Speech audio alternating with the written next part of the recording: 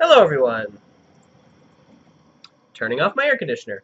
Hello, everyone. Gonna keep that in for whatever reason. My name is Sutton the Wolf, and welcome back to NekoPara, Vol.2. Otherwise known as, like, doing sexy things with Catgirl Simulator 2016, question mark? 15, 16, I can't actually remember what year this came out in. But, yeah, so Chocoda and Kasho were just doing sexy time things, and Coconutsu walked in on it. So, yeah, that's a thing. So, yeah, not much else needs to be said there. Apparently, Coconutsu's feeling the heat, but, we'll see how that goes. So, yeah, let the awkwardness commence. Coco-chan. Chocoda? Oh. Chocoda, what? What's wrong, Coco-chan? Why are you making that face? This face? It's nothing. Same as usual. Liar. That's a really pervy face you are making. Oh my god, Chocoda. Chocoda is such a pervert. They never actually, like, address... They don't... Well, I think they do address that, but, like, geez, she's a pervert. Pervy? It's not. She was, right, Master? Coco-chan was making a super-duper sexy face, wasn't she? Oh dear. Why are you putting this on me? Yeah, she was. I'm surprised he actually says that. A super-duper sexy face.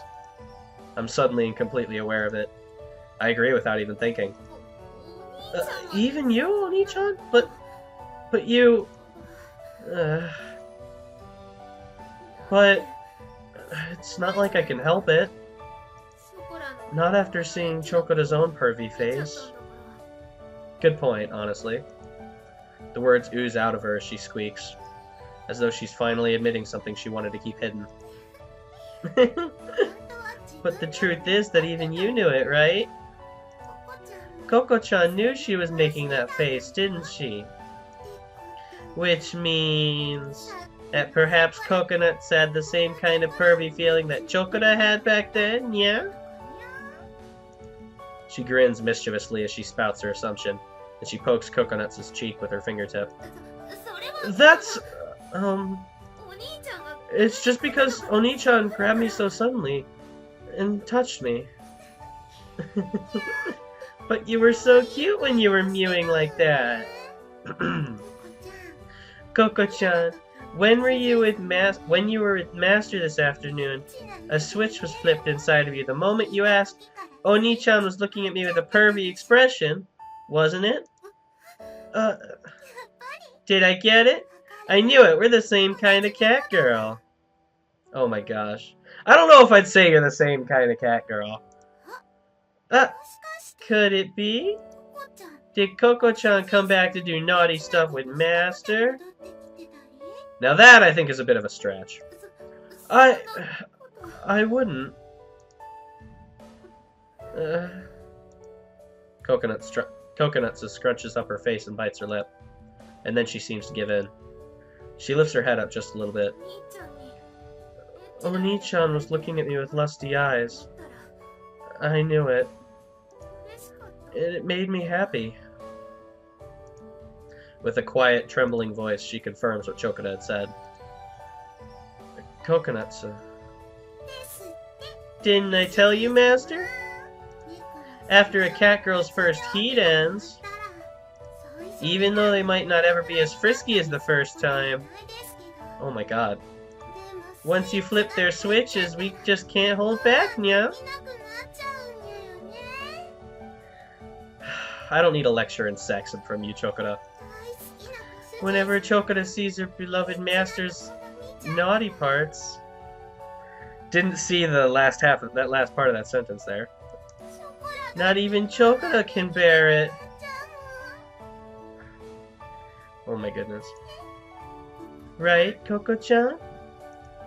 Her mouth twists into an impish grin, and she deliberately licks her lips, making sure Coconuts is watching. Holy shit, Chocoda! What the hell? This afternoon, you didn't give me a response. Could I ask you again? As she squeezes her eyes shut again, only her lips continue to move. Oni-chan, were you looking at me with pervy eyes? If you want to do lewd things with someone like me... Coconut trails off, and Chokora interrupts her by taking her hand. Master? Would you mind if Chokora tells Koko-chan? With suggestive words and glances, Chokora explains the situation to Coconut. At this point, I obviously have no avenue of retreat. I tried not to look at Coconut that way, but honestly, I can't help but think you're extremely sexy. And, I mean, that's true. Like, to be fair, she is very sexy. I usually just mention when she's really cute, but, like, yeah, she's sexy. Oni-chan, that's... Yeah. God damn it. Do you want to do, pervy stuff with me? Yes. I want to do pervy stuff. With you, Oni-chan. Jeez. Oh my god, Chokora. Chokora will be your big sister for a change and show you how pervy stuff is done. Jesus, look at that face on Chokora! Oh my god! She is like being a little gremlin right now. Holy shit. So trust Chokora, okay, Koko-chan? Holy shit. Oh my god. Alright, well that happened. Oh, it's over already, alright. Hey, Oni-chan? Whoa, hello. Jeez. Is it really okay? For me to have you all to myself, I mean. Just like before, Coconuts is wearing one of my white dress shirts. She sits on the bed looking apologetic as she plays with her hair. Chokora and Vanita are already asleep, so you're not doing anything wrong, Coconutsu. Okay, I guess not, but... When we went up to the second floor later, Vanita was long passed out in front of the TV. And when I took Vanita to her bed to tuck her in, I found Chokora already passed out in it. We couldn't very well fit 3 cat girls into one bed, so I'm letting Coconutsu stay in my room for now. But it's just that we did all those lewd things and had sex together, and I'm still hogging you now. Even though Chokora and Vanita were your cat companions before me. That, I have no idea how I could even relate to that feeling. I try to relate to the feelings of these characters a lot, and I cannot relate to that one at all. I do not know what it is like to have a threesome, and I do not know what it is like to be one of 3 lovers of a person. She mutters, playing with her hair nervously. Shigure said that cat girls don't get jealous, and Chokora was really enthusiastic about the whole thing earlier, but I still get the sense that there might be some jealousy between them. Maybe this is just Coconut's way of showing her affection, though. Don't be silly. It doesn't matter who was with me first. Chokora and Vanita are already fast asleep anyway. You don't have to worry so much. Or do you not want to be near me? No, not at all. It's just that I'm their older sister, and it's like I'm stealing you from them. Now that, I wonder, like, I can sort of understand that feeling. Not from experience, but like, because I don't even have, I'm a younger sibling. I don't have any younger siblings. But I can at least wrap my head around that feeling more. Coconut. I grab her by the shoulder and bring her up close, interrupting her. I whisper softly into her ear as I stroke her head. Like I said, it doesn't matter who was with me first. To me, Chokora, Vanita, and you. You're all my beloved cat companions. Oni-chan. Thank you. I'm so happy to hear that. You've made me a very happy cat girl. The happiest cat girl in the world. She mutters, caressing my cheek, as if she's trying to keep that bliss from escaping. She presses her body against mine, and our lips meet. Is it really alright if I'm your companion too, Oni-chan? Shigure is my master, but can I think of you as my master as well? Please? I place my hand against the anxious Coconut's cheek. This time, I respond by planting another kiss on Coconut's lips and patting her head. Isn't that a given? If you weren't my companion, I wouldn't be holding you like this right now. You don't even need to ask. Mm-hmm. Thank you. You're so cool, Oni-chan. Coconut's smiling face moves closer to mine. I cradle her head, gently petting her. Are we going to sleep in each other's arms tonight, then? When you hug me like this, even if I'm a big cat girl, I feel like a cute girl. I'm so glad. Of course you are. I hug her again. I have one more request. Will you pet me until I fall asleep? And, I want you to kiss me goodnight. Sure. Sure, whatever you want. Thank you, Oni-chan. I love you.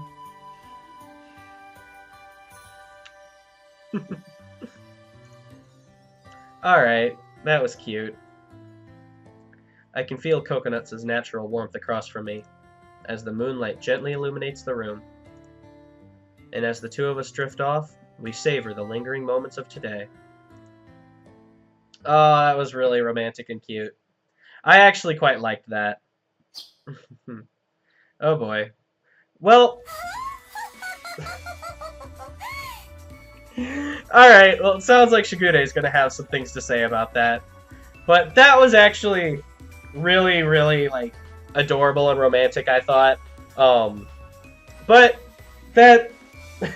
I don't know. I kind of want to just, like, move on from that, because it's like, it's obvious what happened. There's not really a whole lot to say about it, but, oh, what the fuck, whatever. I've been basically narrating this shit, so why not go into it? So, I actually really, really liked the exchange there between Kasho and Coconutsu. Like, from a writing standpoint, and from, like, a character development standpoint, I actually really like that. Because Coconutsu, like, her character was the whole, like, alright, she's a lot bigger than the other cat girls. She looks like this big, mature, like, sexy woman. But she's still, like, not a whole lot older than Chokora and Marida. And so, she's stuck in this awkward position of she's the bigger sibling, but she's not necessarily the oldest. She's not that much older than Chokora and Marida, so she's still, like, feels like a kitten, but she's not, like, she feels like a kitten, but she doesn't look like a kitten, is what I'm trying to say. And so that creates an interesting dynamic there. And so I like the character development they go through, where she's like, she's trying to act a lot older so that she is a good role model for her sisters, but it's hard for her because she's not really that old and mature yet. And so then we kind of come in and be like, hey, like, it's okay if you're still a kitten. Like, you don't have to look like a kitten to be a kitten.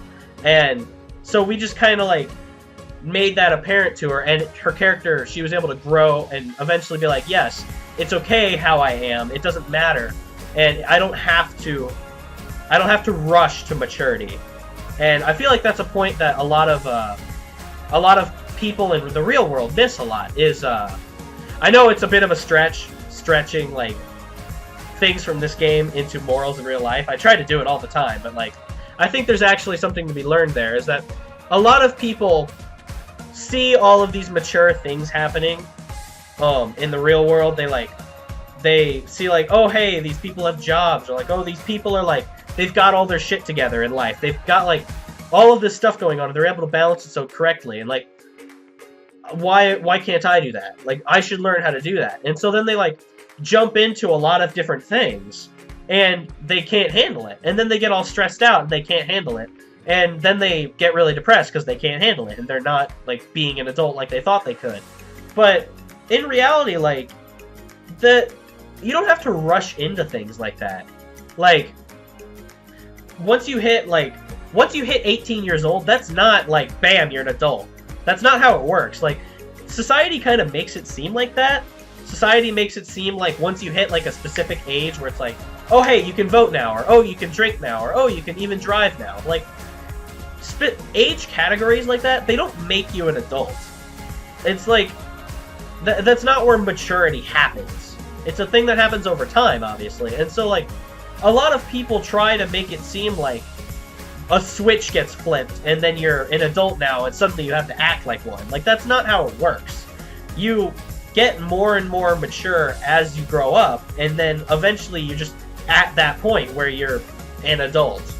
But, like, it's all relative, and it's not, like, it's not an off or on switch. It's like, instead of having, like, an off and on button, imagine, like, a dial that has, like, 20 different settings on it.